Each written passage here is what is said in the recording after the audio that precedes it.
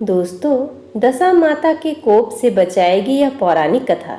तो चलिए सुनते हैं दशा माता व्रत कथा। दशा माता व्रत की प्रामाणिक कथा के अनुसार प्राचीन समय में राजा नल और दमयंती रानी सुखपूर्वक राज्य करते थे। उनके 2 पुत्र थे।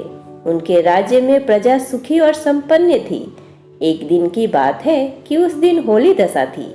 एक ब्राह्मणी राजमहल में आई और रानी से कहा, दशा का डोर ले लो। बीच में दासी बोली, हाँ रानी साहिबा, आज के दिन सभी सुहागिन महिलाएं दशा माता की पूजन और व्रत करती हैं तथा इस डोरे की पूजा करके गले में बांधती है, जिससे अपने घर में सुख समृद्धि आती है। अतः रानी ने ब्राह्मणी से डोरा ले लिया और विधि अनुसार पूजन करके गले में बांध लिया। कुछ दिनों के बाद राजा नल ने दमयंती के गले में डोरा बंधा हुआ देखा। राजा ने पूछा, इतने सोने के गहने पहनने के बाद भी आपने यह डोरा क्यों पहना? रानी कुछ कहती, इसके पहले ही राजा ने डोरे को तोड़कर जमीन पर फेंक दिया।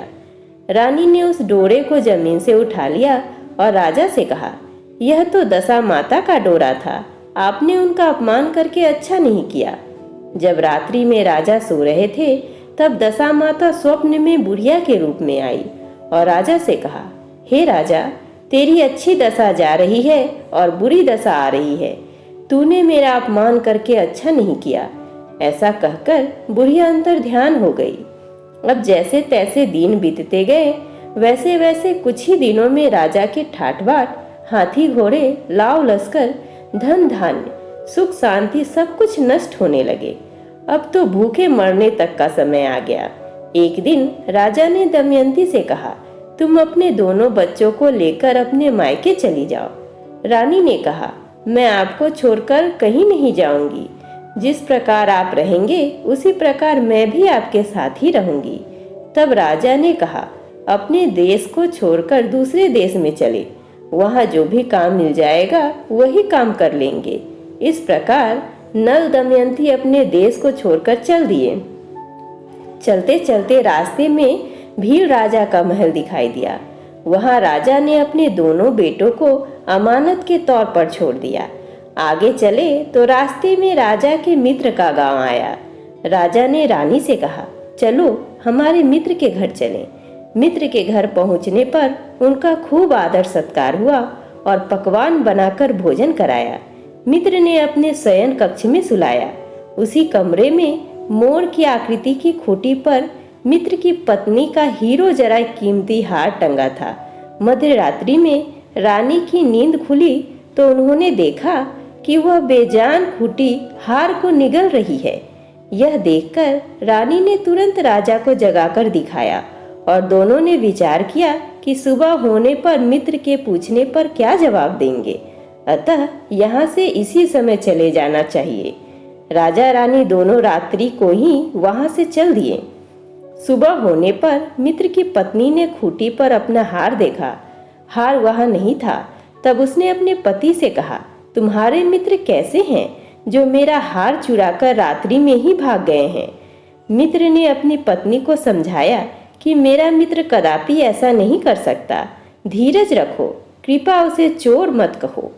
आगे चलने पर राजा नल की बहन का गांव आया।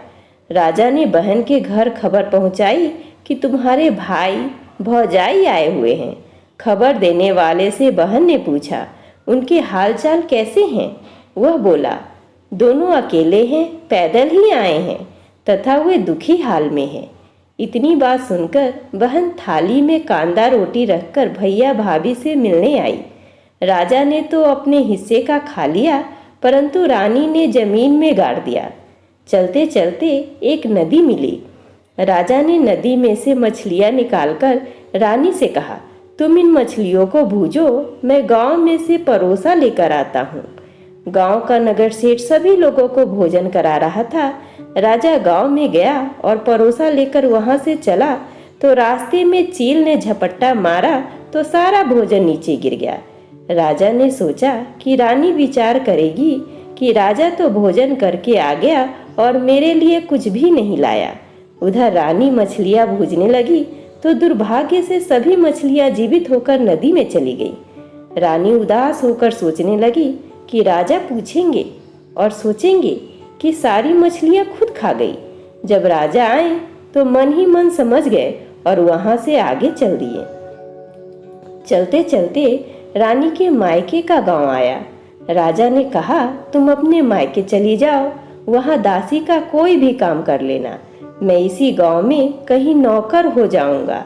इस प्रकार रानी महल में दासी का काम करने लगी और राजा तेली के घाने पर काम करने लगा। दोनों को काम करते बहुत दिन हो गए। जब होली दशा का दिन आया तब सभी रानियों ने सिर धोकर स्नान किया। दासी ने भी स्नान किया। दासी ने रानियों का सिर गूथा तो राजमाता ने कहा, मैं भी तेरा सिर गूथ दूं। ऐसा कहकर राजमाता जब दासी का सिर गूथ ही रही थी तब उन्होंने दासी के सिर में पद्म देखा। यह देखकर राजमाता की आंखें भर आई और उनकी आंखों से आंसू की बूंदें गिरी। आंसू जब दासी के पीठ पर गिरे तो दासी ने पूछा, आप क्यों रो रही हैं? राजमाता ने कहा, तेरे जैसी मेरी भी बेटी है जिसके सिर में भी पद्म था, तेरे सिर में भी पद्म है। यह देखकर मुझे उसकी याद आ गई। तब दासी ने कहा, मैं ही आपकी बेटी हूँ। दशा माता के कोप से मेरे बुरे दिन चल रहे हैं, इसलिए यहाँ चली आई। माता ने कहा, बेटी तूने यह बात हमसे क्यों छिपाई? दासी ने कहा, माँ मैं सब कुछ बता देती तो मेरे बुरे दिन नहीं कटते। आज मैं दशा माता का व्रत करूंगी तथा उनसे गलती की क्षमा याचना करूंगी। अब तो राजमाता ने बेटी से पूछा, हमारे जमाई राजा कहाँ है? बेटी बोली, वे इसी गांव में किसी तेली के घर काम कर रहे हैं। अब गांव में उनकी खोज कराई गई और उन्हें महल में लेकर आए। जमाई राजा को स्नान कराया, नए वस्त्र पहनाए और पकवान बनाकर उन्हें भोजन कराया गया। अब दशा माता के आशीर्वाद से राजा नल और दमयंती के अच्छे दिन लौट आए। कुछ दिन वहीं बिताने के बाद अपने राज्य जाने को कहा। दमयंती के पिता ने खूब सारा धन, लाव लश्कर, हाथी घोड़े आदि देकर बेटी जमाई को विदा किया। रास्ते में वही जगह आई जहां रानी ने मछलियों को भूना था और राजा के हाथ से चील के झपट्टा मारने से भोजन जमीन पर आ गिरा था। तब राजा ने कहा, तुमने सोचा होगा कि मैंने अकेले भोजन कर लिया होगा, परंतु चील ने झपट्टा मारकर गिरा दिया था। अब रानी ने कहा, आपने सोचा होगा कि मैंने मछलियां भूनकर अकेले खा ली होगी, परंतु वो तो जीवित होकर नदी में चली गई थी। चलते चलते अब राजा की बहन का गांव आया। राजा ने बहन के यहाँ खबर भेजी। खबर देने वाले से पूछा कि उसके हालचाल कैसे हैं। उसने बताया कि वे बहुत अच्छी दशा में हैं, उनके साथ हाथी घोड़े लाव लश्कर है। यह सुनकर राजा की बहन मोतियों की थाल सजा कर लाई। तभी दमयंती ने धरती माता से प्रार्थना की और कहा, माँ आज मेरी अमानत मुझे वापस दे दो। यह कहकर उस जगह को खोदा जहाँ कांदा रोटी गाड़ दिया था। खोदने पर रोटी तो सोने की और कांदा चांदी का हो गया। ये दोनों चीजें बहन की थाली में डाल दी और आगे चलने की तैयारी करने लगे। वहां से चलकर राजा अपने मित्र के घर पहुंचे। मित्र ने उनका पहले के समान ही खूब आदर सत्कार और सम्मान किया। रात्रि विश्राम के लिए उन्हें उसी शयन कक्ष में सुलाया। मोरनी वाली खूंटी के हार निगल जाने वाली बात से नींद नहीं आई। आधी रात के समय वही मोरनी वाली खूंटी हार उगलने लगी तो राजा ने अपने मित्र को जगाया तथा रानी ने मित्र की पत्नी को जगाकर दिखाया, आपका हार तो इसने निगल लिया था। आपने सोचा होगा कि हार हमने चुरा लिया है। दूसरे दिन प्रातःकाल नित्य कर्म से निपटकर वहां से वे चल दिए। वे भील राजा के यहाँ पहुँचे और अपने पुत्रों को मांगा तो भील राजा ने देने से मना कर दिया।